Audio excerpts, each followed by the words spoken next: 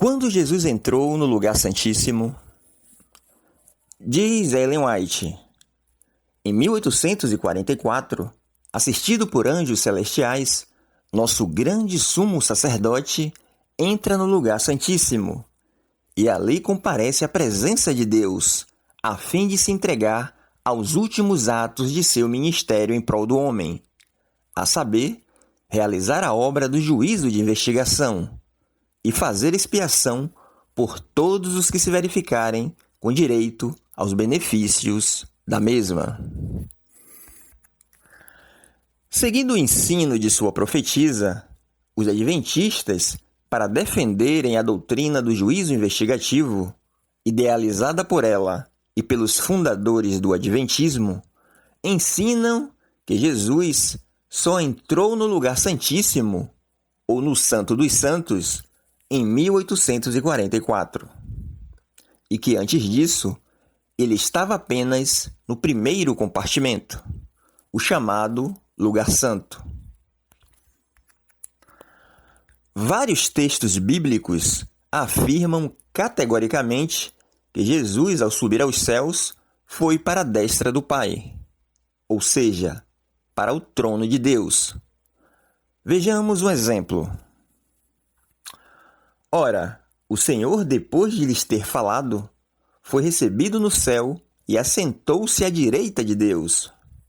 Marcos capítulo 16, versos 19. Como os adventistas não podem negar isso, Ellen White escreveu: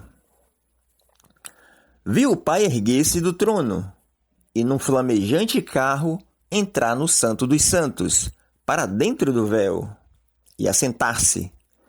Então um carro de nuvens, com rodas como flama de fogo, circundado por anjos, veio para onde estava Jesus.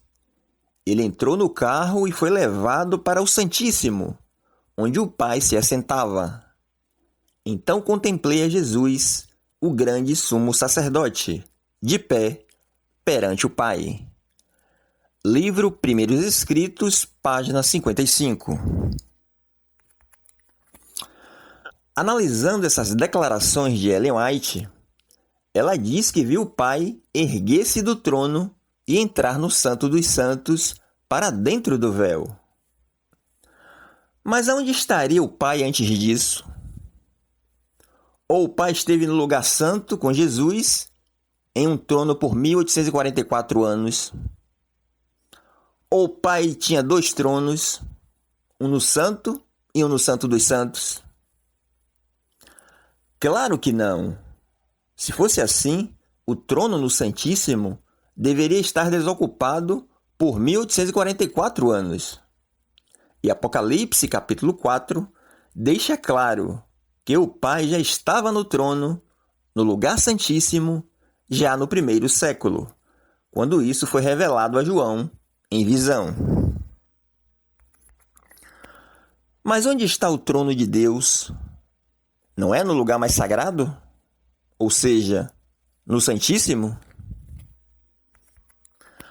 Se é no Santíssimo e Jesus assentou-se nesse trono, à destra de Deus, o Pai, então é óbvio que Jesus ocupou o Santíssimo imediatamente após a sua ascensão, e não apenas 18 séculos mais tarde, em 1844, como afirma Ellen White. O livro de Hebreus é muito claro a respeito desse assunto e desmonta completamente o ensino de Ellen White. Analisemos. Nem por sangue de bodes e bezerros, mas por seu próprio sangue entrou uma vez no santuário, havendo efetuado uma eterna redenção. Hebreus capítulo 9, versos 12. Os adventistas argumentam que santuário nesse versículo significa apenas o primeiro compartimento e citam os versos 2 e 3 como prova. Vejamos. Porque um tabernáculo estava preparado, o primeiro em que havia o candelabro e a mesa e os pães da proposição, o que se chama o santuário, tarraja, no original grego. Mas depois do segundo véu estava o tabernáculo, que se chama o Santo dos Santos, Ágia Agion, no original grego. Hebreus 9, versos 2 e 3. Argumentam que a palavra que aparece no versículo 2, tarraja, que se refere ao primeiro compartimento, é a mesma que aparece no versículo 12, e que, por isso, Jesus teria entrado apenas no primeiro compartimento. É verdade que algumas traduções trazem no versículo 12 a palavra santuário, e, de fato, a palavra grega é tarraja. Porém, o argumento adventista é inconsistente, já que essa mesma palavra, no original, aparece nos versículos 24 e 25 desse mesmo capítulo, se referindo ao lugar santíssimo. Vejamos.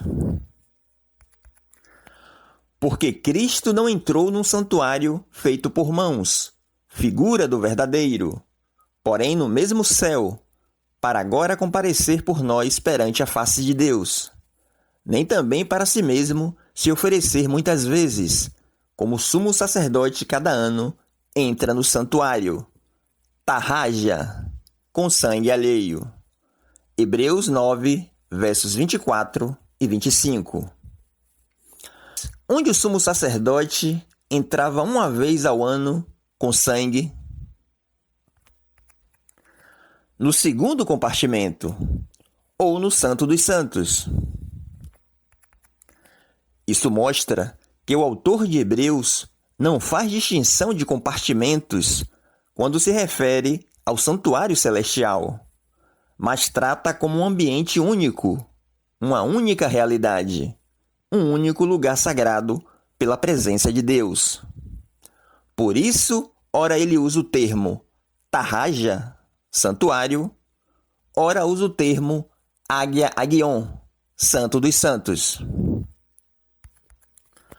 O argumento adventista é que assim como o santuário terrestre tinham 2 compartimentos, o celestial também teria. O autor de Hebreus apenas faz uma comparação entre o santuário terrestre com o santuário celestial. Vejamos. A primeira aliança tinha regras para a adoração, bem como o santuário terreno.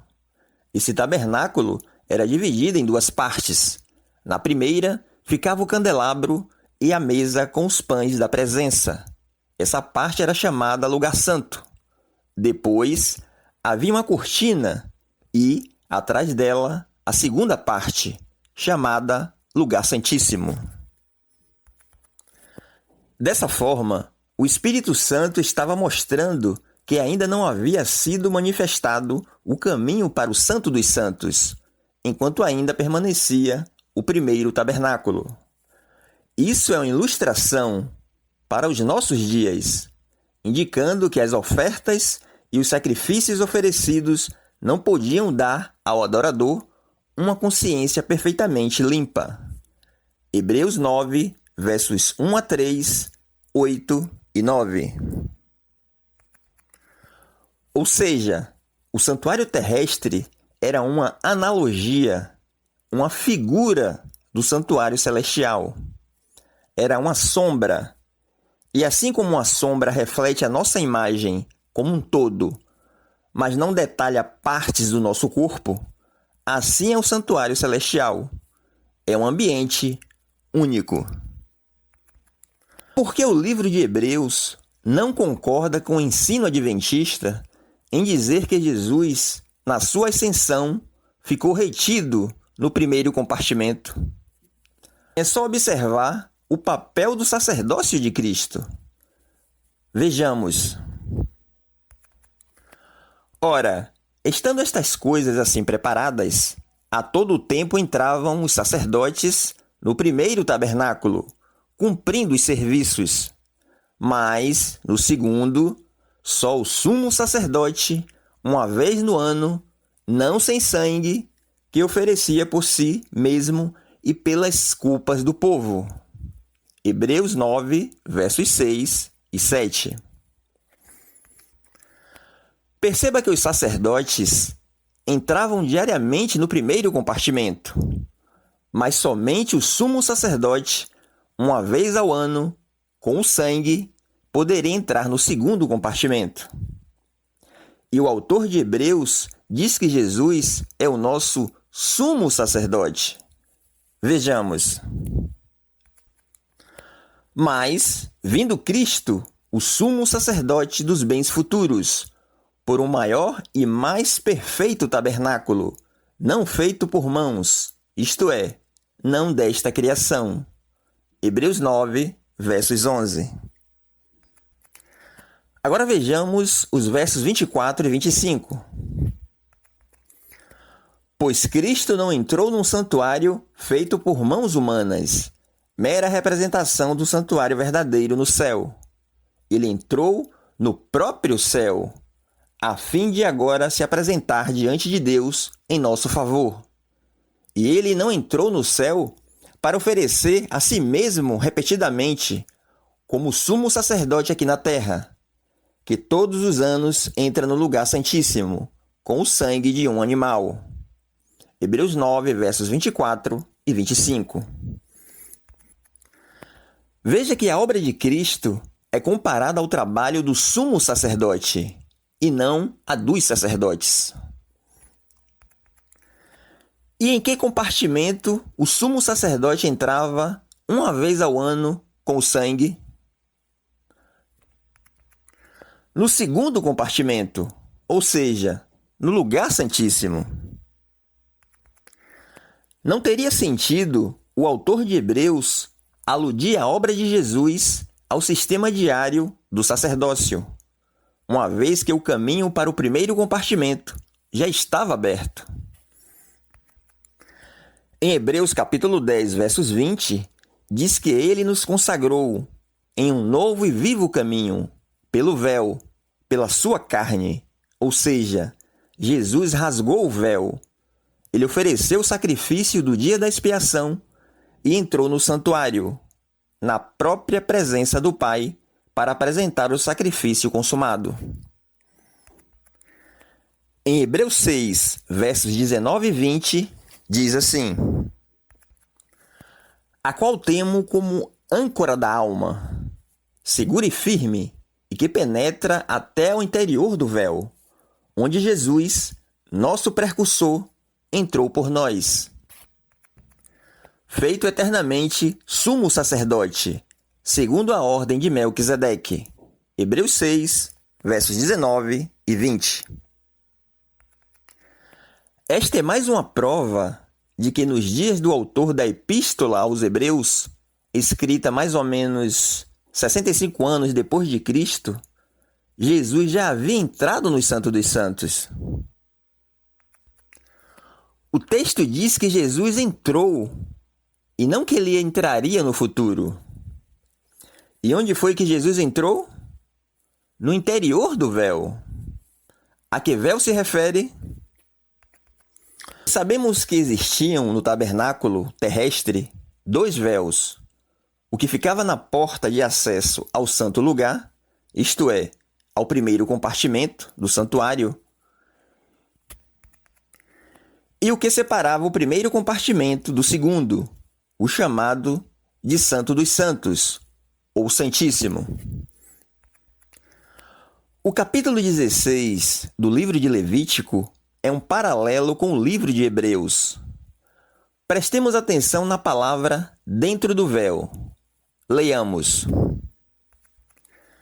Disse, pois, o Senhor a Moisés: diz a Arão, teu irmão, que não entra no santuário em todo o tempo, para dentro do véu, diante do propiciatório, que está sobre a arca, para que não morra, porque eu aparecerei na nuvem sobre o propiciatório.